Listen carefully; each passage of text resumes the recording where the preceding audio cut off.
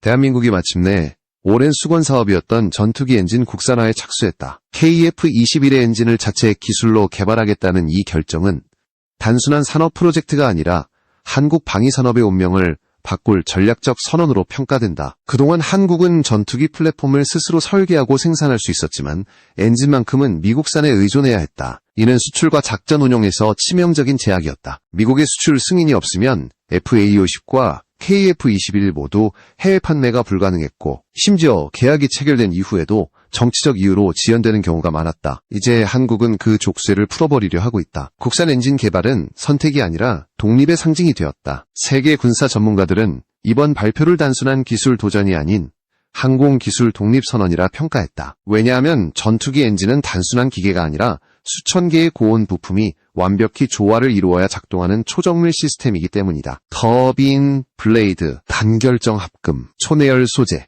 고압 압축 설계 등 수십 종의 첨단 기술이 집약되어야 하나라도 어긋나면 폭발로 이어진다. 이런 이유로 완전한 전투기 엔진 기술을 가진 나라는 미국, 영국, 프랑스, 러시아, 중국 정도뿐이다.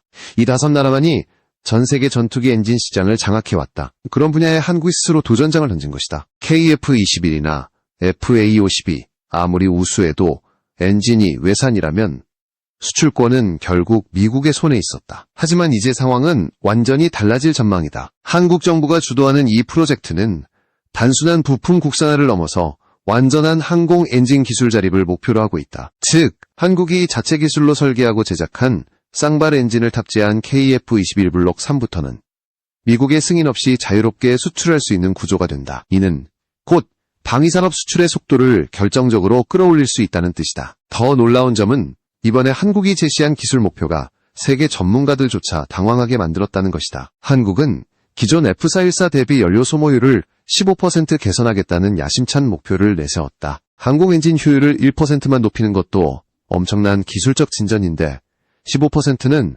사실상 신기록에 가깝다. 이는 단순히 연료 절약이 아니라 작전 반경의 증가, 채공시간 연장, 유지비 절감, 엔진 수명 향상이라는 4가지 효과를 동시에 가져오는 대형 혁신이다. 한국은 이제 효율의 국가라는 별칭을 군사 기술에서도 증명하려 하고 있다. 해외 분석기관들은 이번 발표를 계기로 한국이 항공산업의 중심축으로 이동하고 있다고 평가한다. 단순한 부품 조립국이 아니라 독자적인 항공기술 강국으로 재편되는 전환점이라는 것이다. 미국과 유럽의 언론은 한국이 지난 수십 년 동안 넘지 못했던 절대 기술의 장벽을 건드렸다고 표현했다. 그동안 엔진 분야는 기술 이전이 거의 불가능한 영역이었다.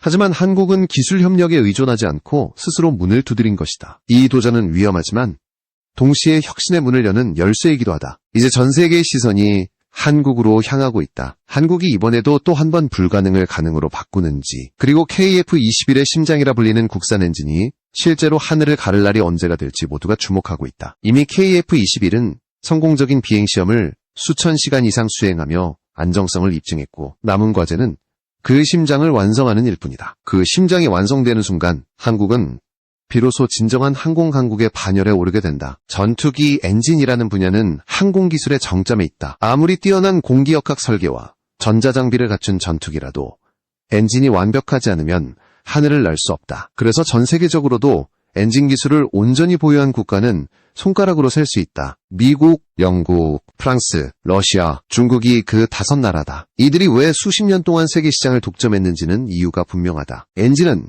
단순한 추진장치가 아니라 국가의 산업력, 과학력, 그리고 조직력 전체가 결합되어야 가능한 영역이기 때문이다. 엔진 내부에는 수천 개의 부품이 초정밀하게 맞물려 작동한다. 그중 핵심은 터빈 블레이드와 연소실, 고압 압축기, 그리고 후연소 장치이다. 연소실의 온도는 1400도 이상에서 안정적으로 유지되어야 하고 압력 변화에도 폭발이나 재연소 현상 없이 일정한 출력을 유지해야 한다. 블레이드는 초내열 합금으로 만들어져 초고온에서도 형태를 잃지 않아야 한다.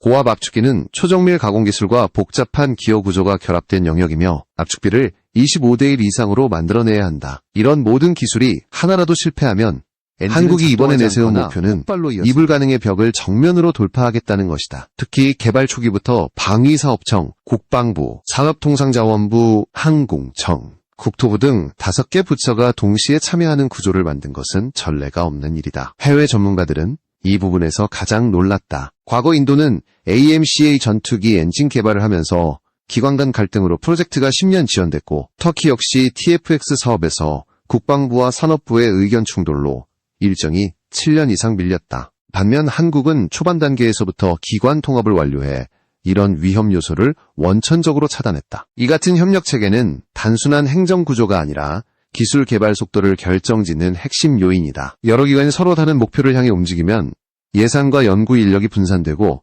프로젝트가 표류하기 마련이다. 하지만 이번 사업에서는 국가 전체가 한 방향으로 가야 한다는 목표를 공유했다. 그 중심에는 독립된 엔진 기술 확보 없이는 진정한 항공 주권이 없다는 인식이 자리하고 있다. 한국은 이미 K9 자주포, K2 전차, KSS-3 잠수함 같은 프로젝트에서 가장 어려운 것을 먼저 해결하는 방식으로 세계를 놀라게 한 바 있다. 이번에도 그 패턴이 그대로 반복되고 있는 것이다. 해외 군사 전문지들은 한국의 이 같은 추진력을 한국식 돌파 전략이라고 불렀다. 기술이 막히면 포기하거나 우회하기보다는 오히려 가장 복잡한 문제부터 정면으로 해결해 나가는 방식이다. 이 방식은 위험하지만 성공할 경우 폭발적인 성과를 만들어낸다. K9 자주포가 세계 시장을 휩쓴 이유도 초기에 가장 어려운 포신과 반동 제어 장치를 완전히 독자 개발했기 때문이다. 이제 한국은 그때의 자신감을 KF-21 엔진 프로젝트에 그대로 적용하고 있다. 결국 이번 사업의 본질은 단순히 한 나라의 엔진을 만드는 것이 아니다. 그것은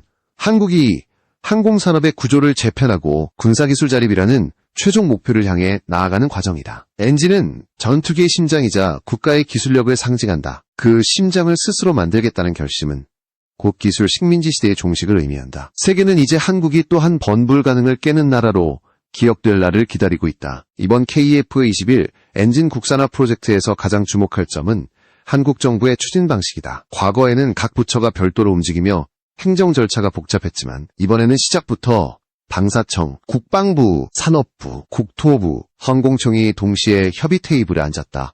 구조는 단순한 협업이 아니라 하나의 통합 시스템으로 작동한다. 각 기관이 역할을 분담하고 목표를 공유하며 책임을 나누는 방식이다. 해외 전문가들은 이를 한국형 통합 추진 모델이라 부르며 찬사를 아끼지 않는다. 왜냐하면 항공 엔진 개발에서 기술보다 더 큰 리스크는 기관 간 충돌이기 때문이다. 실제 인도의 AMCA 엔진 사업은 기관 간 갈등으로 10년 이상 지연되었고 터키의 TFX 프로젝트 역시 비슷한 이유로 수년간 멈춰섰다. 엔진 기술은 하루라도 일정이 밀리면 그 피해가 수천억 원 단위로 커지기 때문에 조율이 핵심이다. 한국은 이 교훈을 철저히 분석한 뒤 초반부터 기관 통합을 결정했다. 이런 구조는 프로젝트의 효율성을 극대화하고 연구개발 속도를 단축시킨다. 이로써 한국은 기술 개발의 속도와 방향을 동시에 확보하게 되었다. 더불어 한국은 선행기술 개발 예산 86억 원을 배정하며 연구의 우선순위를 명확히 했다. 단순히 외형적인 성과를 내기 위한 투자가 아니라 엔진 생존성을 결정짓는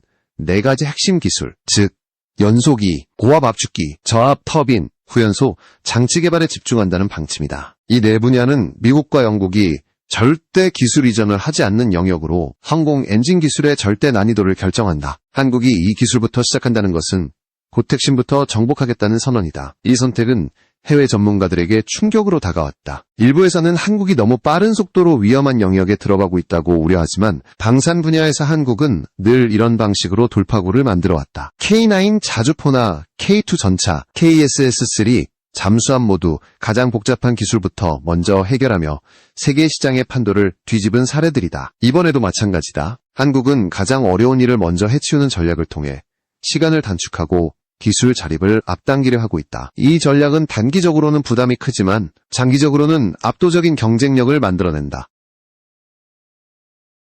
국산 엔진 개발은 단순히 기술 확보를 넘어 산업 생태계 전체를 바꾸는 효과를 낳는다. 엔진을 자체 생산하게 되면 소재, 정밀 가공, 시험평가, 품질 관리 등 즉 항공 엔진 하나가 만들어지면 그 뒤에는 수천 개의 부품 업체와 기술 인력이 따라 성장하는 것이다. 정부는 이를 산업 독립의 사슬이라고 표현한다. 단 하나의 기술을 확보함으로써 국가 경제 구조 자체가 업그레이드 되는 것이다. 이번 프로젝트는 기술뿐 아니라 인재 양성에도 초점을 맞추고 있다. 정부는 이미 관련 대학, 연구소, 산업체와 협약을 맺고 차세대 항공 엔지니어를 집중 육성 중이다. 이는 단기 성과가 아닌 장기적인 기술 자산을 축적하는 전략이다. 한국은 과거 반도체, 조선, 자동차 산업에서도 같은 방식으로 세계를 선도했다.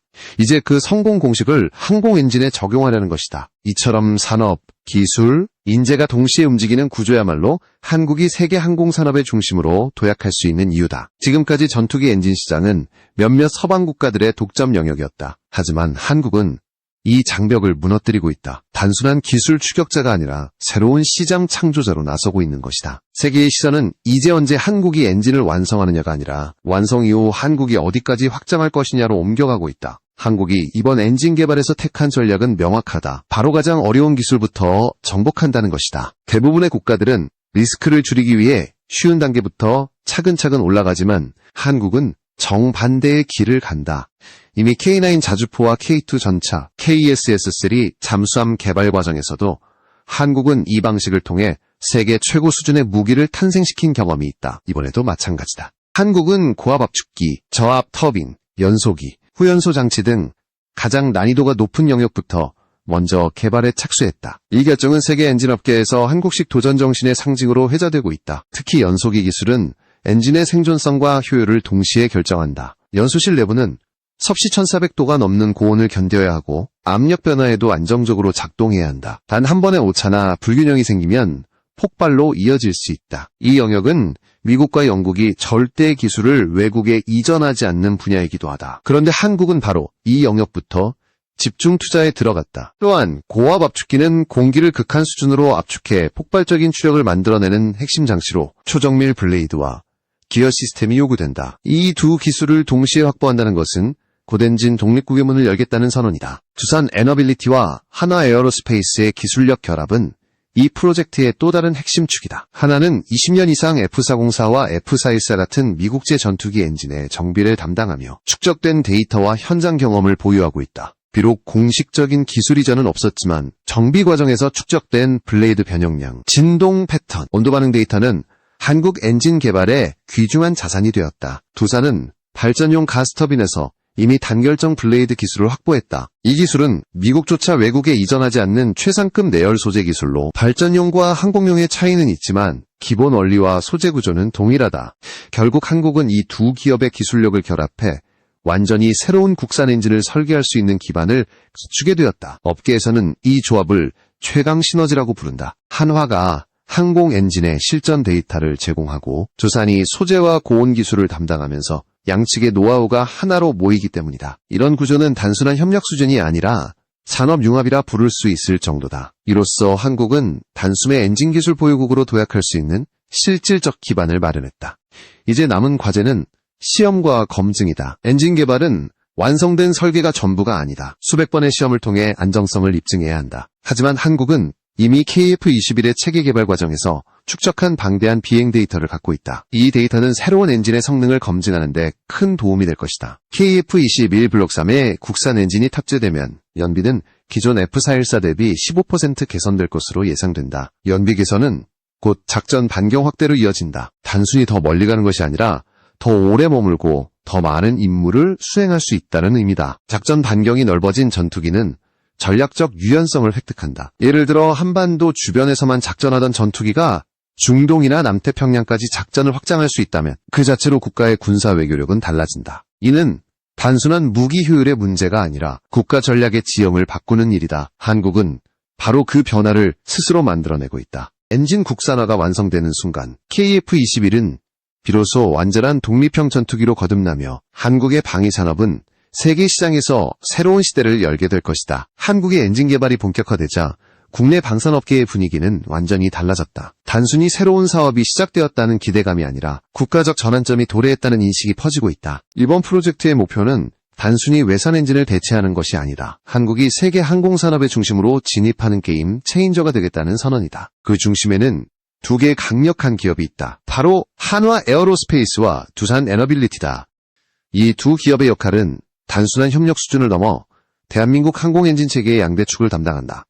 한화 에어로스페이스는 20년 넘게 미국의 F404와 F414 엔진을 정비하며 방대한 현장 데이터를 확보했다. 정비 과정에서 얻은 파손 패턴, 진동, 온도, 부품 마모율 같은 세부 데이터는 그 어떤 기술 이전보다 가치가 크다. 이 경험은 한국이 자체 엔진을 개발할 때 시행착오를 최소화하는 데 결정적인 역할을 한다. 하나는 이미 KF-21 개발의 주축으로서 항공 엔진 통합 테스트, 연소 안정성 분석 등 핵심 분야의 기술력을 갖췄다. 이제 그 노하우는 완전한 국산 엔진 개발로 이어지고 있다. 두산 에너빌리티는 발전용 가스터빈 분야에서 단결정 블레이드 기술을 확보하며 세계의 주목을 받았다. 단결정 블레이드는 엔진 내에서 가장 높은 온도를 견뎌야 하는 핵심 부품으로 이 기술을 확보한 국가는 미국과 일본 그리고 한국뿐이다. 두산은 이 기술을 토대로 항공용 터빈 소재 개발에 뛰어들었다. 발전용과 항공용은 설계 환경이 다르지만 소재와 구조 원리는 같다. 두산의 기술이 한화의 항공 데이터와 결합하면 한국은 누구도 넘볼 수 없는 독자 기술 생태계를 갖추게 된다. 바로 이것이 한국 엔진 산업의 가장 큰 힘이다. KF-21 블록 3가 국산 엔진을 탑재하게 되면 실질적인 변화는 수치로 증명된다. 연비는 15% 개선되고 유지비는 30% 가까이 절감될 것으로 예측된다. 단순히 비용 절감의 문제가 아니다. 전투기의 작전 반경이 늘어나고 채공시간과 임무 수행 능력이 향상되며 정비주기가 길어져 운용 효율성이 비약적으로 증가한다. 특히 유지비 절감 효과는 해외 수출에서 결정적인 경쟁 우위가 된다. 많은 국가들이 전투기 도입 후 유지비 부담 때문에 어려움을 겪고 있는데 KF-21은 이 문제를 근본적으로 해결할 수 있다. 예를 들어 F-16의 연간 운용비는 250억 원에서 350억 원에 이르고 F-35는 500억 원을 초과한다. 반면 한국형 엔진이 탑재된 KF-21은 이보다 훨씬 낮은 운용비를 유지할 것으로 예상된다. 이 차이는 중동, 동남아, 북유럽 등 중견 국가들에게는 치명적인 매력 포인트다. 단순히 구매 가격이 아니라 운용 비용까지 고려할 때 KF-21은 F-35의 가장 현실적인 대안이 될 수 있다. 실제로 일부 국가들은 이미 한국형 전투기 도입을 장기 검토 중이며 엔진 국산화가 완료되면 협상 속도는 급격히 빨라질 전망이다. 무엇보다 중요한 변화는 수출 승인 구조의 해방이다. 지금까지 KF-21과 FA-50은 미국 엔진을 사용하기 때문에 수출 시마다 미국 국무부와 의회의 승인을 거쳐야 했다.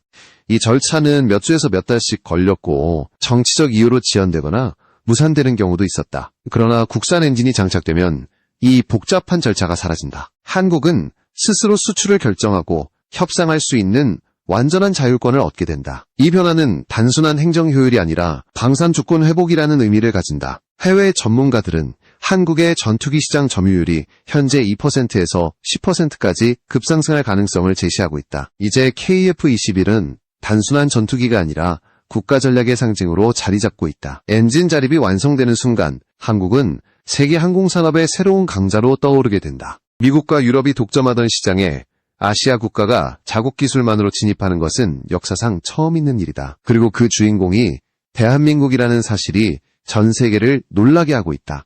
까지의 여정은 시작에 불과하다. 한국의 하늘은 이제 자국의 엔진으로 날아오를 준비를 마쳤다. 한국의 엔진 독립 선언은 세계 군사 시장에도 즉각적인 반향을 불러왔다. 그중 가장 흥미로운 반응을 보인 국가는 인도였다. 인도는 오랫동안 테자스 전투기 개발을 국가적 자존심 사업으로 추진해왔지만 40년이 지나도록 완전한 성공을 거두지 못했다. 반면 한국은 불과 20여 년 만에 KF-21을 개발하고 양산 단계에 돌입했다. 인도 언론들은 최근 한국이 테자스보다 한 세대 앞선 전투기를 완성했다며 놀라움을 감추지 못하고 있다. 심지어 일부 매체는 F-35가 부담스러운 국가들에게 KF-21이 가장 현실적인 대안이 될 것이라고 평가했다. 테자스 전투기는 1980년대부터 개발이 시작되어 2010년대 초반에야 양산이 시작되었지만 아직도 인도 공군의 발주 물량조차 채우지 못하고 있다. 그 이유는 복잡한 행정 절차, 품질 불안, 생산 지연 때문이다. 심지어 두바이 에어쇼에서는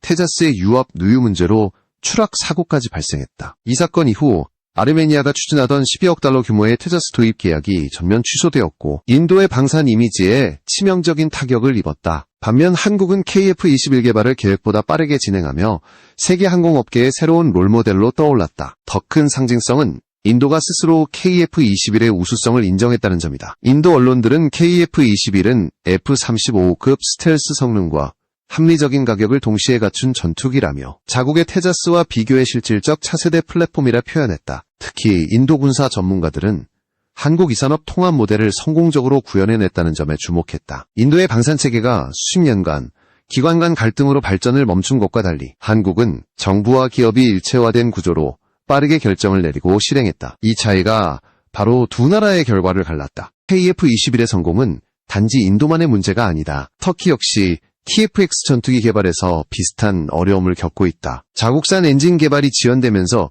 일정이 수년째 밀리고 외국 기술 의존도가 높아 독립성이 확보되지 않았다. 이런 상황에서 한국이 독자 엔진 개발에 성공한다면 아시아 방산 시장의 균형이 완전히 바뀔 것이다. KF-21은 단순한 전투기가 아니라 미국과 유럽 중심의 시장 구조를 흔드는 새로운 축으로 부상하고 있다. 특히 한국은 엔진, 항공전자, 레이더, 무장체계까지 모두 자국 기술로 통합하려는 목표를 세웠다. 이 전략은 향후 수십 년 동안 한국을 항공 자립국가로 자리매김시킬 것이다. 한편 미국과 유럽도 한국의 행보를 주의 깊게 관찰하고 있다. 이미 GE나 롤스로이스 같은 대형 엔진 기업들은 한국의 움직임을 잠재적 경쟁으로 인식하고 있다. 과거에는 기술 제공국이었던 한국이 이제는 잠재적 공급국으로 부상했기 때문이다. 특히 KF-21 블록 3 엔진이 실전에 성공적으로 투입될 경우 한국은 F-16과 F-35의 수출 시장 일부를 잠식할 가능성이 크다. 미국 언론은 이를 두고 한국이